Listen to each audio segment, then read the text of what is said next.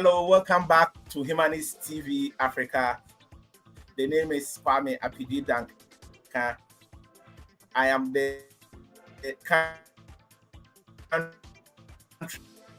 country representative of Humanist TV Africa here in Facebook, Humanist TV Africa on YouTube, and we will soon be on TikTok. You can also follow us, the presenters, the producers. You can see my name, Apiajei Danka. You can follow me on Facebook, on TikTok, on X, and on Instagram. Today, I have an important guest in the studios, and his name is Akrugu Idrisu Yakubu. Akrugu Idrisu Yakubu. Akrugu is the founder and the current director of Daybreak Dawa Charity. Daybreak Dawa Charity.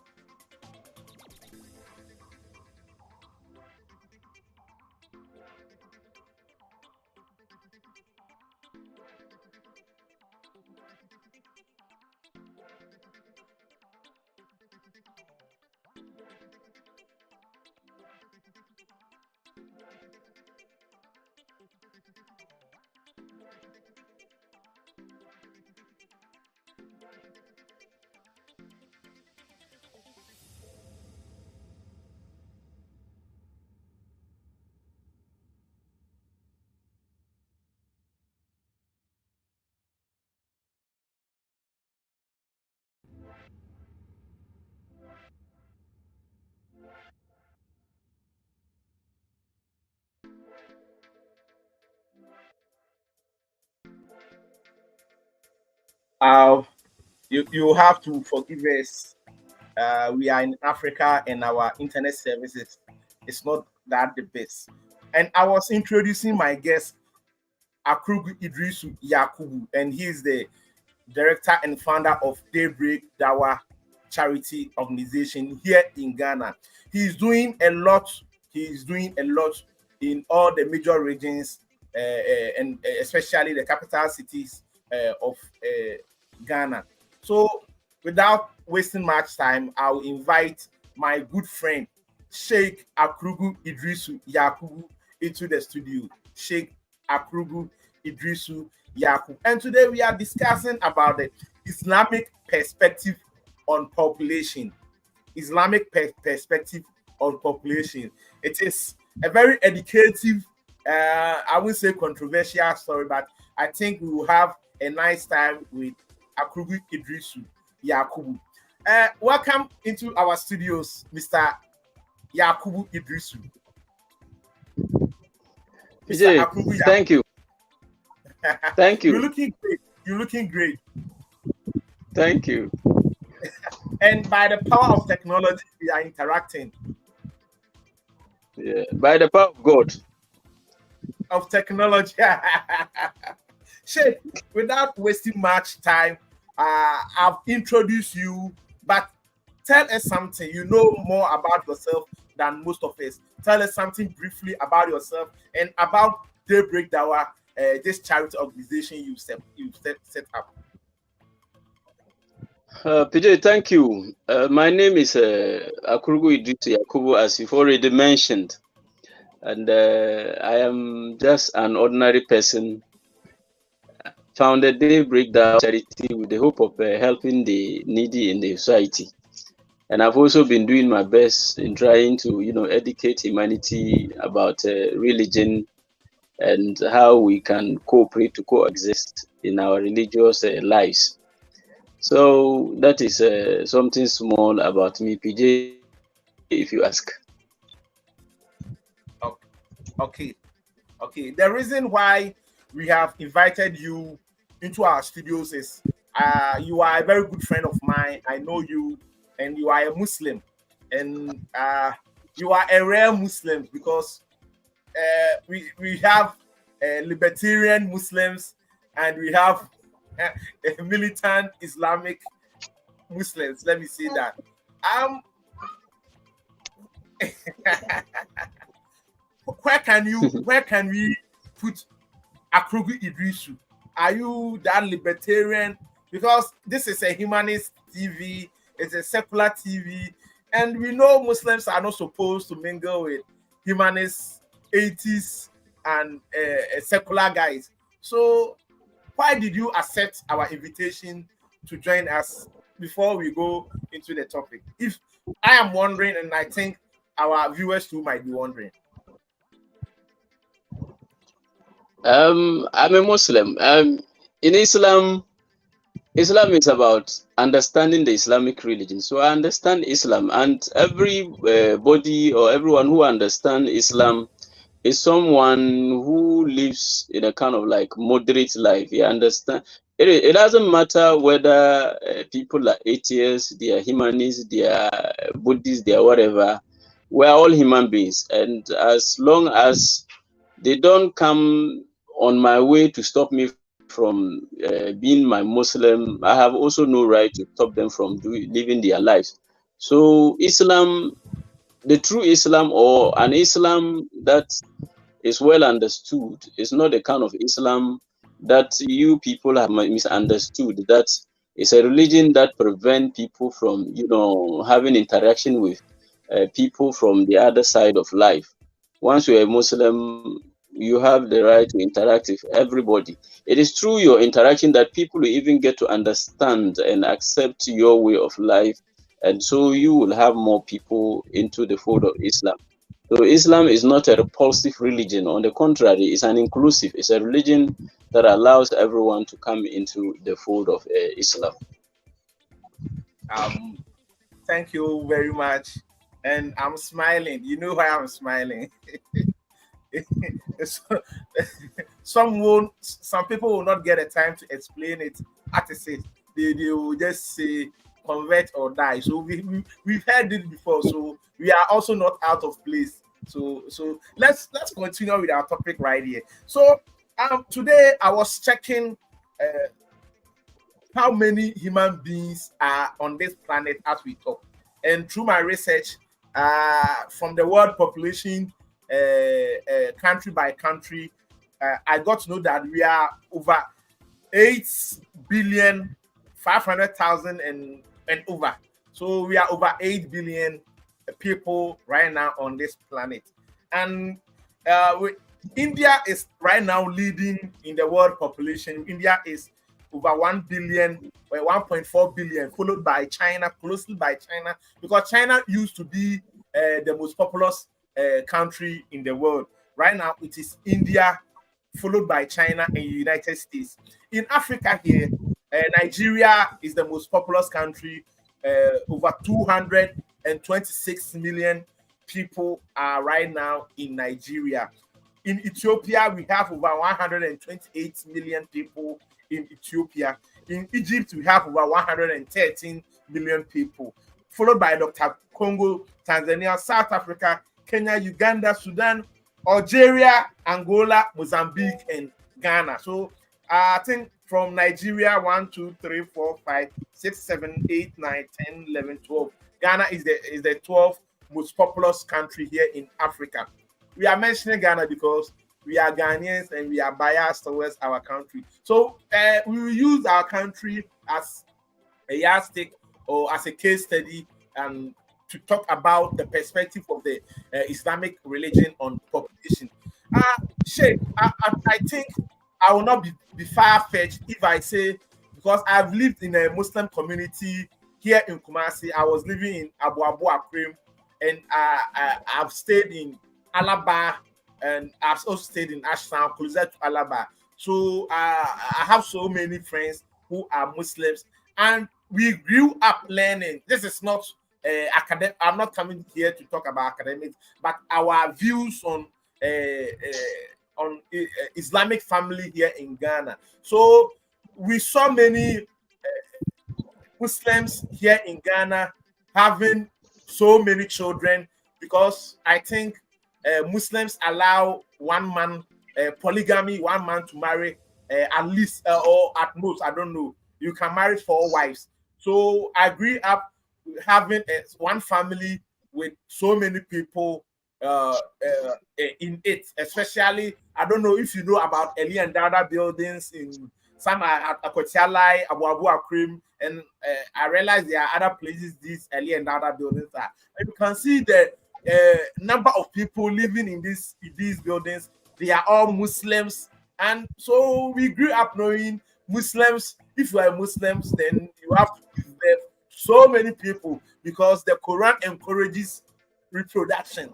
Because the Quran encourages living your offsprings and filling the whole world and making the whole world an Islamic state. So apart from jihad, I think it is through reproduction that I think you are also trying to dominate the whole world with Islam. If I'm wrong, you can correct me, Sheikh.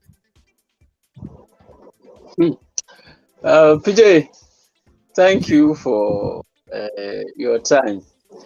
I've listened to your questions, and in fact, it's a whole lot of things. Looking at the name of the topic, Islamic perspective on the population.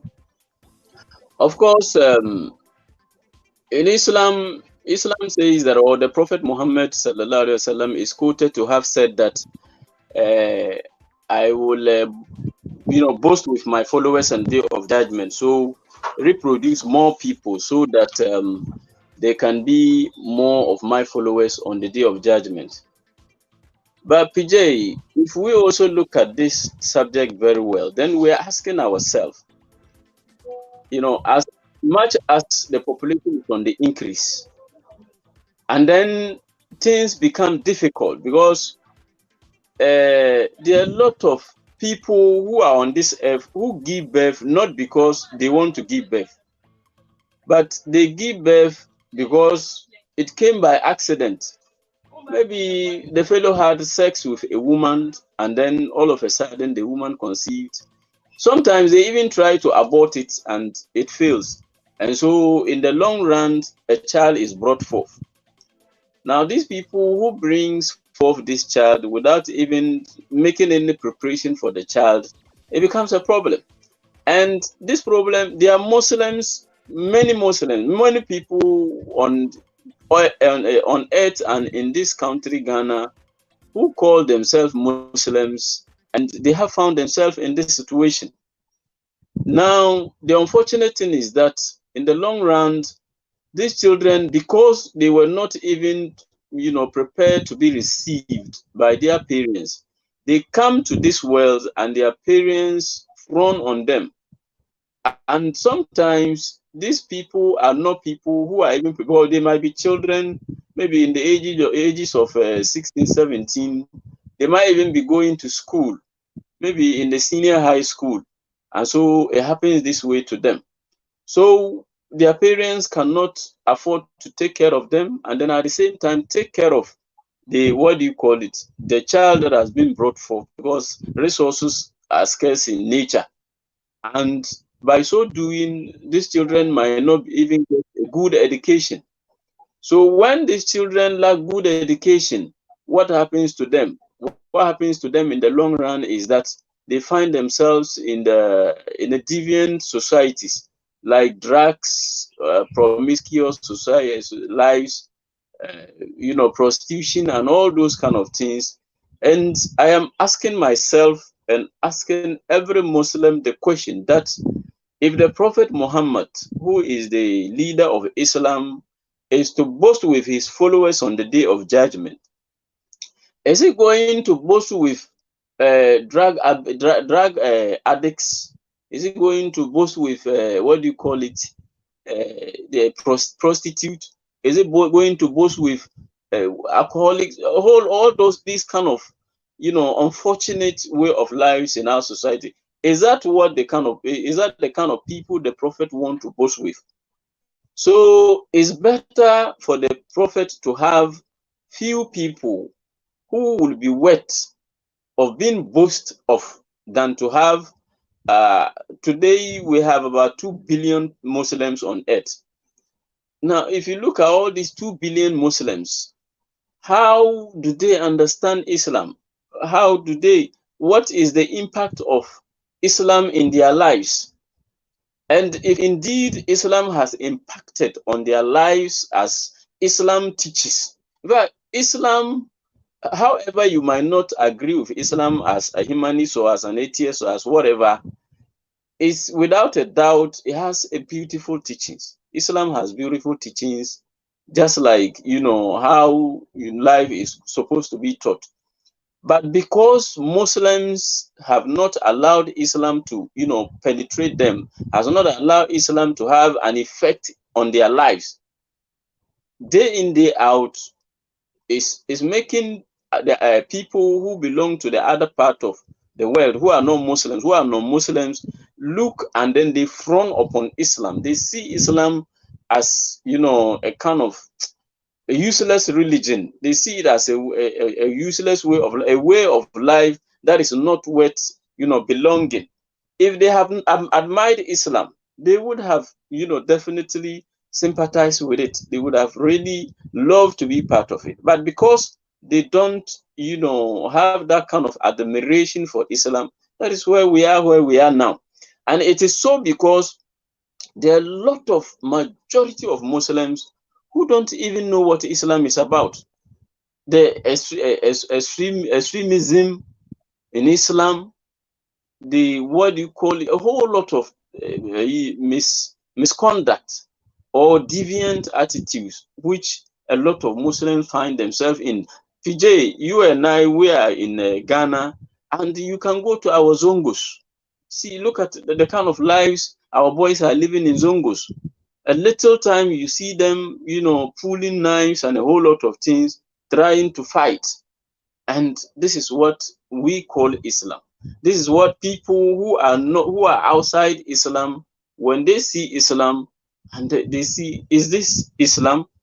So one of our greatest scholars, Sheikh Ahmad Didat, he is once quoted to have said that the greatest enemy of Islam is the one who, when people look at him, think that he is Islam. When people who are not Muslims, they see your way of life, they think that this is Islam. And it is so because of how population is growing, how unwanted are being given, just as you were telling me the number of people.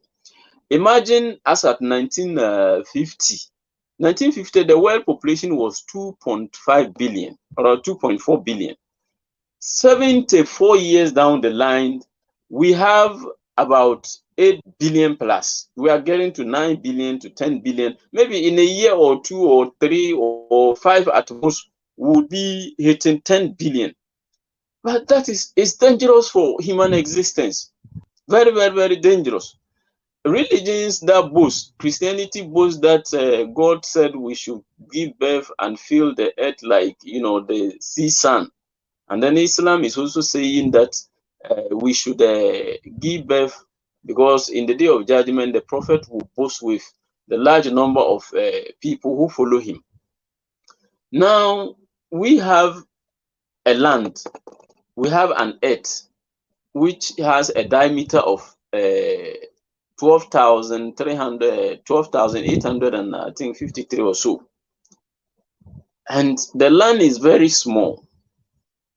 You have already an earth which water takes 3/4 of the distance. The land we have on this earth is only one fourth of the whole earth. 1/4. Yeah. You have, that's about 29%. So already the land is small as against the size of the population. The land doesn't increase in any way. There is no way this land will increase. And the sea that we have to, if we have to say that the sea should dry up and then leave the land, then that is also another problem, because the sea is of much use to us, and it wouldn't even happen that way. So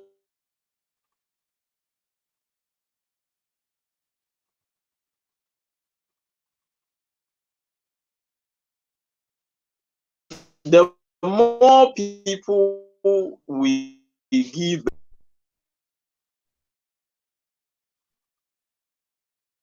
beginning of this, as is said, now we have about 4.5 billion years ago. 4.5 billion years, there was nobody on this earth. Now within a period of 500,000 years, we have 8 billion people.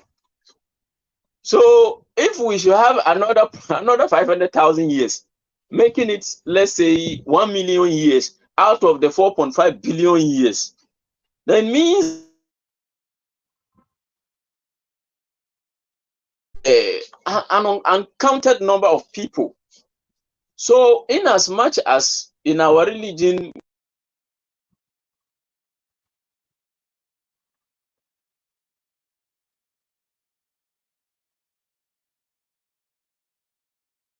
we must also give it a second. We have problem. The more people are born, the more we will face problem, because the land is not increased in any way. The land is at it is, and the population is always growing. So I think that as a Muslim, and speaking on the Islamic perspective on population, I would rather advise every Muslim to probably stop giving birth. And when we copulate, when we have sex, we do not necessarily have sex because we want to give birth. If you think, or if you want me to accept the fact that having sex means that giving birth, then why wouldn't you have sex with your woman who have just been giving birth for just a month or two? But rather you will wait for the child to grow like a year, 1.5 years.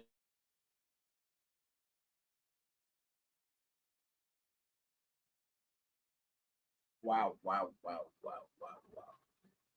Our internet connection here in Ghana is really bad. I think our internet connection is not good. But before Shay comes back, I want to show you what our dear comrade Dennis Bongole from Uganda wants So to because of that,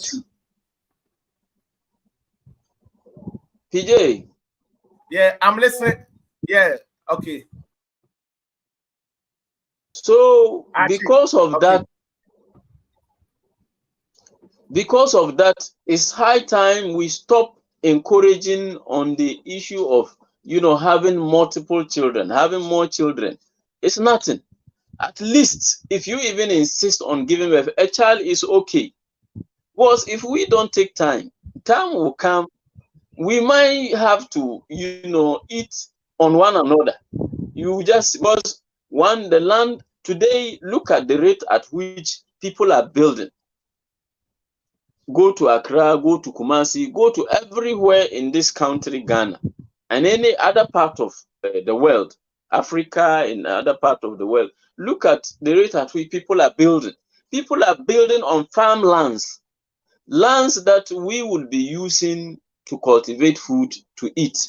They are the land. They are the very land on which people are building shelters, building houses, so that they can sleep. So it tells you that if we don't be serious on educating people on the need to limit, the number of children we should have, or even if possible, we should stop giving birth. Because if you are telling me that sometimes, PJ, you sit down and you ask yourself, what is the existence, the purpose, why do we live? Why are we on earth? What is the essence? We have no essence of living. Sometimes I sit down and I ask that question. Why you are born, Look at the kind of struggle people go through when they are born. Sometimes even what people will eat. Sheikh, but the Quran tells us that it is because the Prophet Muhammad wants us to come along with him into heaven. So, and all the other prophets too are there. And heaven too, he has provided so many things for us. So, if you ask me the meaning of life, it is right there in the Quran for everybody to see. So I don't understand why you, as a Muslim, and you made a suggestion that it is even important for us not to give birth. Don't you think what you are saying is against what the Quran is preaching? And also, moreover, our brother Dennis Bongole from Uganda wants to ask you some question. He's saying, Sheikh, religion and Islam in particular discourages the use of contraceptives like condom and emergency pills. Religion also discourages abortion. If you agree that we have a population problem, don't you think you need to encourage the regular use of contraceptives in your religious sermons? From Dennis Bongole, he is one of our dear directors and presenters at Humanist TV Africa, and also a school teacher in Uganda. So, say, get the question over to you. Yeah, PJ, before I come to the question you asked earlier, let me answer this question on contraceptive. In fact, Islam doesn't frown on the use of contraception. Islam doesn't. On the contrary, the Prophet Muhammad is quoted to have said in one of his hadiths, he said that use withdrawal method. If you are having sex with your wife and you do not want to discharge into the woman, meaning pour your sperm into the woman, you withdraw. And I'm sure by then, if there were condoms and other method of contraception, the Prophet would have definitely encouraged. So Islam is not a religion that frowns on the use of contraceptives. I hope you understand. So Islam, I hope you get me. I understand, but there is a but. I understand because if you tell me, and we all know this withdrawal method is not that effective. Right now, that's what in the case where there are no other alternatives, probably it is the one you use.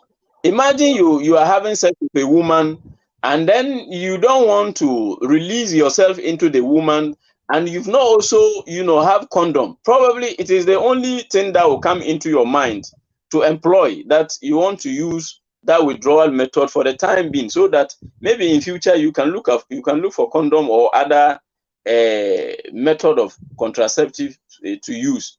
So though it is not effective as you are saying. Okay, what about the Islamic also idea on abortion?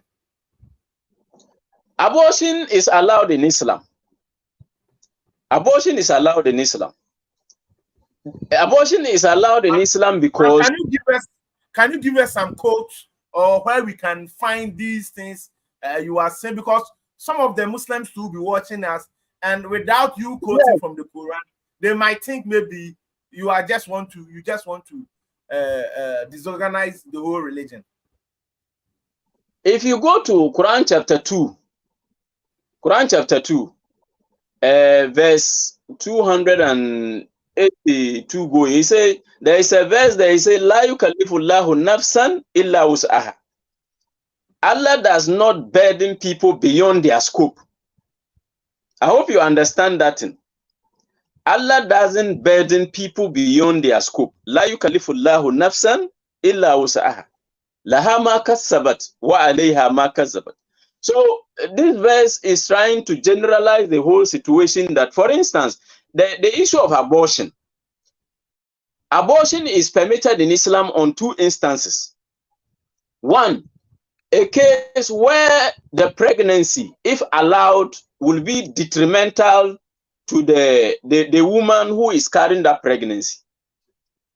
If it will harm that woman, Islam allows abortion on that.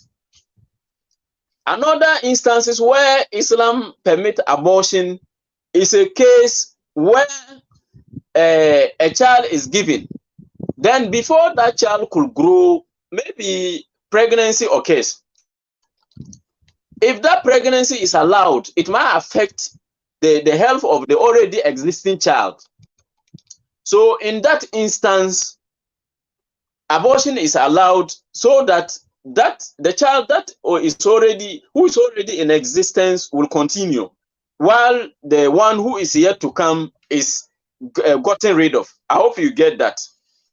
So Islam allows abortion in this instance, and this saying is apart from the verse I have used to back it, is also a consensus by most Islamic scholars on that subject, that abortion can be allowed or can be permitted in a case where we think that it will be detrimental or it will be a disadvantage to the progress of the individual in question. For instance, a child is going to school and then that child happens to conceive. If it is detected, it can be negated so that moving on, the child can also, have a way to move on. You see, whoever wants to argue or dispute with me on this subject, that the incoming fetus or the incoming child should not be getting rid of. Now, when a man discharges sperm or semen, we are told that there are about 200 to 300 million sperm. And any of these sperm could form a human being. And it is one of those sperm that is you and I. So because of that, now those 300 million or 200 million sperm that could not form, but yet were released, have also been aborted. They have been, kicked. They've been condemned. What do we say about that too? So sometimes Islam is not just, in fact, Islam is not for ordinary people. Islam is supposed to be for enlightened people who are learned. You don't just have to call yourself a Muslim without learning. The Prophet said in one of his hadiths, he said, go to China, go seek for knowledge, even if knowledge is in China. The use of China here means that in those days, China was probably the farthest place to them. So they think that even if you have to travel to China, and those days traveling was done by walking and riding on animals' back. So if you have to travel to China to seek for knowledge, you have to go to. For instance, today, if I have to travel probably from Ghana to the farthest part of the world, maybe I can see Japan. So even if it has to take you to travel to Japan or any part of this world to seek for knowledge, so knowledge is important in Islam. And without knowledge, you just be taking Islam, on the small basis, and you will keep on endangering Muslims more. So PJ, that is how the whole thing is on the issue of abortion, on the issue of what do you call it, sex preventive method, and all those kind of things.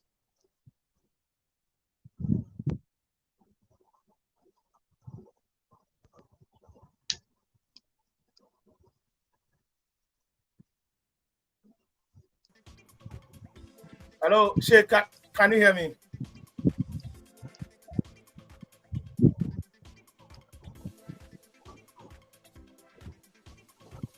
Sheikh, sorry, it was the internet connection, and forgive me, my dear viewers. Forgive me, my internet just switched off. I hope you can hear me, Sheikh. Yeah, I can hear you. When my line I was off, I wanted you to continue because I think you know what you want to say to the public. But okay, but going forward, Sheikh, um, I wanted to know more about the Quran, because this is a religion which needs numbers, and I have a friend. He's a Muslim, a white Muslim in Europe, and he is telling me there is a deliberate attempt to get more Muslims or more Arabs in Europe, so that so that Islam will be the dominant religion in Europe, allegedly by him. I don't know that is the goal of Islam, but I know the one goal of Islam is to dominate the whole world. One goal of Islam is to dominate the whole world. So if you tell me we should avoid giving birth or giving reproducing more babies, don't you think what you are saying is rather against the ethics and ethos of Islamic religion? Yeah, PJ, you see, if people say that there is an idea of Muslims giving more birth or even having more people in the Western world so that the Islamic Muslims will become more and so the Islamic religion will dominate, I don't think that it is the right approach. It is not the right approach because Islam did not what do you call it, expand. Islam didn't grow because of a high number of people. Oh, wow, wow, wow, wow. Our internet connection here in Ghana today is really bad, and I think the authority should do something about it. We are waiting for Starlink. We are waiting for Elon Musk's internet services, satellite internet services, and I think it will help us going forward. But still waiting for Akrugu Idris Yakubu to continue. These are some facts I want to educate our audience about. In every minute, the human population provide over 140 million people or babies. In a single minute, the human population on this planet provide 140 babies. And there is this live world population chart on internet. You can search. You can some of the countries, the population is increasingly every second. It increases every second. Like if you take that of India, but that of China is not as increasing as India, which means there's a deliberate attempt by the Chinese people to limit their population. And by 2080 to 2100, between 2080 and 2100, I think we will have over 10.4 billion people who are expected to be on this planet. 10.4 billion people. And I think by 2030, the population too will grow to, I think, 2030, the population will grow to, I think, by 9 billion people on this planet. Forgive me, I think I lost one of my stars here. And when we talk about population, we should also talk about life expectancy. Life expectancy is how much you are expected to live on this planet averagely, the average human being. So the life expectancy in 2019 was 72.8 years in 2019, and I think it is around 72.8 in 2023. So the population of this planet is increasing every day. So scientists expect around 2080, the number of people who are born into this world and the number of people who will die will be at par. So there won't be increase in that much of our population. So there will be a time the number of people who will die and the number of people who will give birth, or the number of people who will come onto this planet, will be at par.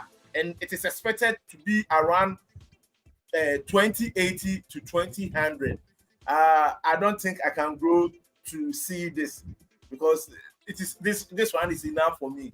I don't want any wahala again. I've enjoyed the world enough, and I think if I get 10 more years, I'll enjoy small. So I don't want to grow to be an old person or a 70-year-old person. I don't envy 70-year-old people. So uh, waiting for Akrugu Idrisi to kick in again. Sheikh, wherever you are, please, please and please again, let the prophet assist you for you to come back on air again. So we are on the Islamic perspective on population, and what we are trying to tell or educate our public is there's this perception that as a Muslim, you have to give birth to many children. And our dear friend Sheikh Akrugu Idrisu is here to discard that perspective or that ideology through the Quran. And he's giving us numbers, figures, and also he's also quoting from the Quran. So I think Akrugu should come back. Operation Akrugu should come back. Let me go back to the population of Ghana. As our dear Sheikh said, I think around 1958 or somewhere around, the population of Ghana was around 5 million people here in Ghana. So in just about 70 years, 72 years or so, right now the population of Ghana is over 33 million. Right now it's over 34 million. Yeah, it is over. Yeah, let me see. Ghana is 34,473,589. As at about an hour ago, I did this research. So I think it is increasing, and I think with the influx of science and technology in the our health have our health and our health is now I would say it's now better than our ancestors, because if we were to be around 5 million when Ghana was instituted, and right now we are around 24 million within this shortest time, which means when science and technology became available to all people around this planet, the population of this planet have really increased. As my dear brother Aprugu Sheikh even said, around the 1950s, the population of the whole world, the whole wide world, was around 2.5 billion, and right now we are heading towards 8 billion. But one thing I would say that I don't agree with my brother Sheikh Akrugu is Akrugu thinks by let's say by about 50 years time our population will double, which according to statistics and science and people who deals with population, they think no, it will not be like that, because there are so many factors which increases people perception or people interest in reproduction. And according to research, they think that people are more educated, people who tends to give birth to a smaller number of children, which means that people who want to take good care of their children they've already brought into this planet than to give birth to more other children. So I think it will not fluctuate, or it will not double as my dear friend Sheikh Akrugu Idrisu is saying. But still waiting for him. I think we have some few minutes to go. You can also send in your messages, whatever you want to access.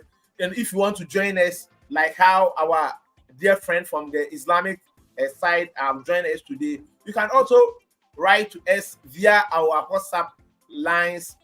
If my dear friend, my dear comrade Brian Kabeko will give us our WhatsApp line. You can also write to us through this WhatsApp line and plus 254-747356-767. You can also join in, or you can also email us on info@humanisttvafrica.com. info@humanisttvafrica.com. And we will plead with you to subscribe to Humanist TV. Subscribe to Humanist TV on Facebook, on YouTube, and also on all the other social media platforms. And also do share our content, do share our videos, do like them and do comment on it. We need you to help us. We really need you. It is because of the human beings, that is why we are humanists. It is because of you, that is why we are here. This program is all for you. We are not here to mock your religion, or we are not here to no, we are here to share ideas. We are here to tell you about our good news, and you also have the will and the freedom to tell us about your good news too. So Humanist TV Africa, tell a friend to tell another friend to subscribe to our channels and share our content, our videos, our posts, and everything.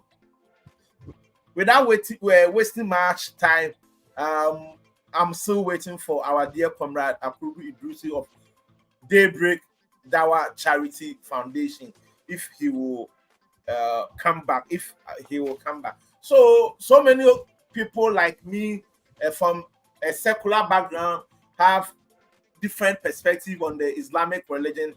That is why we've invited our good friend to come and explain it. And why he is telling us, I think most of us are surprised, because we think Islam, we have a perspective about Islam because of what some people are doing in the name of Islam and what we've heard about Islam, and even what the Quran also tells us about Islam. So with people like Sheikh, it is very good opportunity for him to explain their perspective and their worldview to the general public. My name is Kwame Apiajei Danka, and I'm still waiting for Sheikh Apiajei, because most of the answers here, I can't answer them unless maybe we reschedule this program again. I don't want to talk for the Islamic community because I'm irreligious, and whatever I say might be used against me in the court of public opinion. So I want my dear Muslims to join us on Humanist TV. We are all one people. Humanism is about human being. It's not about you being white, you being black, you being an Arab, you be a Muslim, Christian, or you be a native African religion believer. Humanist TV Africa is to show the world that no, humanism is the key. It is the only tool that human beings on this current planet can use to come to gather us around one common agenda, so that as human beings we will all be happy on this lone planet that we have. So Humanist TV is here for you. It is here for me. And still on the population, when we asked Sheikh about the use of contraceptives, he said Islam allows it, which I was really, really surprised, because I know some communities, especially in our northern Ghana and also in northern Nigeria, the use of condom is usually frowned upon.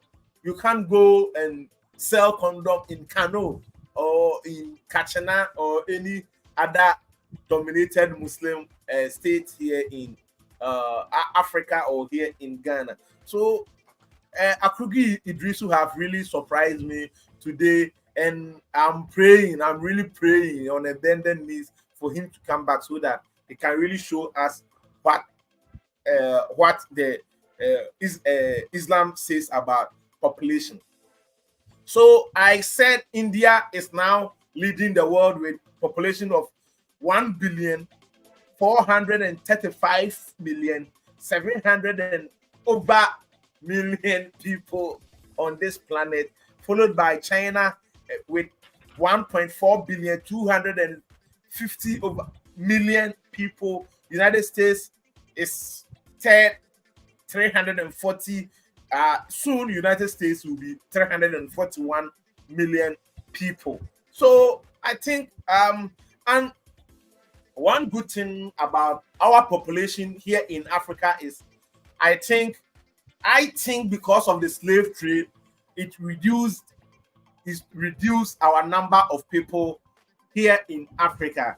So right now, throughout the world, if you go into countries or states like Germany or the European Union, the demand of human resource is really high. They need people. The number of people who have gotten old, who are in this, they call them out minds, old people, out. I've forgotten the name. They have some facilities or some houses meant to cater for old people, and there are quite a lot of old people in Germany and also in Italy, in France, in Netherlands, because they are because their life expectancy is really high, and you can grow to be a very old man in Europe. So they have this number of people there, and they need people to even come and take care of them. But in Africa, we don't have these homes. In Africa, we take care of our old people. We take care of our old people. It's quite unfortunate in some communities here in Africa. We have witch camps where some of our old people, unfortunately, are driven to escape torture, murder, because they are described as witches in their neighborhood. And it is poverty, it is economics which is driving us crazy. How can you say someone who has been able to live over 60 years, 70 years is a witch or a wizard? No, I think it is economics. The young ones want to take over the property of these old people, and they describe them as witches and wizards, which I think is very unfortunate, and we should condemn every act of. Right now, Ghana have laws. If you tell an older person or any other human being that the person is a witch or a wizard, you can be arraigned in the law of court. You can be arraigned. You have laws to criminalize, say, accusing people of being witches or accusing people of witchcraft. Nigeria is the most populous country here in Africa, with a population of over 226,678,715. That's about an hour ago. I think it has increased. It has increased. So 226 million. Wow, it is amazing. And I think the people of Nigeria have these numbers, and it should be positive. It should be really, really positive. But the funny or the sad aspect of this, I won't say funny, the sad aspect of this is over half of this population, which means over 120 million people, live below the poverty line, live under £1 or live under $1 a day. Over 120 million people in Nigeria lives below £1 or United Kingdom a pound. People in Nigeria, over 120 million people, live below this line, which is also unfortunate. So our numbers are increasing, and we have to increase our assets too. We have to increase our food production. We have to increase our buildings, our houses. We have to increase our hospitals. We have to increase our roads. We have to. That is why there is a need for the African youth. The need for the African youth to rally together, rally around the African flag, come together and kick these old people who doesn't have our interest at hand, kick them out of power, take the power into our own hands, and help build ourselves, help build Africa. Let every African get a place to sleep. Let every African get some food to eat. It is a mandate upon the youth of this modern day Africa to provide food for Africans, to provide clothing, shelter for the Africans. We can't leave this into the hands of the Europeans, into the hands of the Chinese, into the hands of the Americans. They won't do that. Won't do that. They will never do that. What they need is our resources. And right now, they are taking the most important resource out from Africa, the human resource, out from Africa. On my earlier show about education here in Ghana, over 10,000 teachers went to the flew to United Kingdom just last year, 2023. Over 10,000 teachers here in Ghana went to the United Kingdom seeking for greener pastures. And who will be teaching our case? We have to provide all these social amenities here in Ghana so that people will be happy here in Ghana and contribute their quota to build a better Ghana, a better Africa for all of us. I don't believe in the African youth going away to Europe, to the Americas, to China to have a better life. We have everything in our disposal to make this planet or to make this continent a better place for all of us. And I think it's high time we all come together under one flag as African people. And sovereignty. I'm a proud Ghanaian and I respect our constitution, the rules, the regulation binding Ghanaians. But sovereignty is something I don't believe in. I believe in a united African force. For Africa to go forward, I believe in a united African force, united Africa coming together as one state. And I think Africa will be a better place, will be competitive enough on this planet. I want to end my show here. Unfortunately, Sheikh Akurugu Idrisu couldn't join me again. It is our network, our internet connection here in Africa is really bad. But I think he did well, and definitely we are going to continue on this topic on another day. The name is Kwame Apiajei Danka. I am the rep of Humanist TV here in Ghana, and we are also looking for other representatives. If you are in Accra, if you are in Tamale, if you are in, write to us Humanist TV Africa. You can write to us via our WhatsApp line and via our email info@humanisttvafrica.com and also on our WhatsApp. You can also join us. We are trying to build studios all over Africa and also all over the world. We have studios in South Africa, Zambia, Zimbabwe. We have studios in a couple of studios in Nigeria. We have studios in Uganda, Kenya. We have studios in the United Kingdom, in Americas, in South America, in India, and in so many other places. This is Humanist TV Africa. The name is Kwame Apiajei Danka. Thank you very much for joining me. And please do share our content. Do share our videos. Do like them and do comment. I want to see you sharing our videos right now. Thank you very much. Thank you, Brian Kabepo. Brian has been my able producer for today, producing me live from Kenya. And the Kenyan population, Brian, listen to me. The Kenyan population is over 55,692,129. The last hour I did this research. So Kenya to wow. Kenya, when it comes to numbers, Kenya are our seniors.